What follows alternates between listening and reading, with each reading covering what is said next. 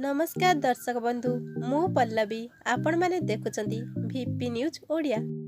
दर्शक बंधु आपण माने जानिथिबे डालिंबर उपकारिता, किंतु आपण माने कोन जानती कि केउ व्यक्ति माने डालिंब खाई परिबे नाही। तेबे आसंतु जानिबा। डालिंब खाइबा द्वारा लाभ हेबा सहित अनेक क्षति मध्ये होइथाय। तेबे कौन सबु क्षति होइथाय एवं केउ माने एहाकू खाई परिबे नाही। एलर्जी समस्या थिले डालिंब खाइबा उचित नुहे। जेउ मानकर स्किन एलर्जी समस्या रहिछि सेमाने डालिंब खाइबा मना। डालिंब खाइबा द्वारा एलर्जी समस्या आहुरी बढ़ी जाई पारे।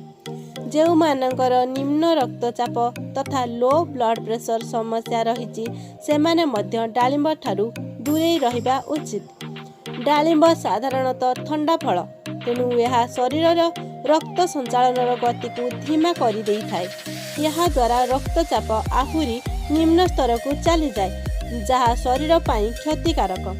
ठंडा ज्वर बा काशर समस्या थिले डालिंब खांतु नहीं। एही समय रे डालिंब खाइबा द्वारा शरीर रे संक्रमणर आशंका बढ़ी जाई थाए। कोष्ठकाठिन्य बा गैस समस्या थिले डालिंब ठारू दूरेई रुहंतु। एभली समस्या थिले डालिंब खाइबा द्वारा शरीर हजम प्रक्रिया आहुरी बिगड़ी जाई पारे।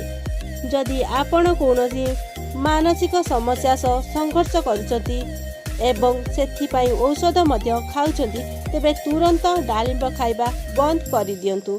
अन्यथा डालिंब एवं औषधर मिश्रण रे शरीर रे केमिकल रिएक्शन सृष्टि करि पारे। एथिसह मस्तिष्कर स्नायु उपरे मध्य यार प्रभाव पकाई पारे। जदि भिडियोटी भल लागिछि लाइक शेयर और कमेंट करंतु। एही परी भिडियो देखिबा पाई सब्सक्राइब करंतु और पाखरे थिबा बेल आइकन को दबाई दियंतु, जहा फल रे सर्वप्रथमे आम भिडियो आपण माने पाई परिबे।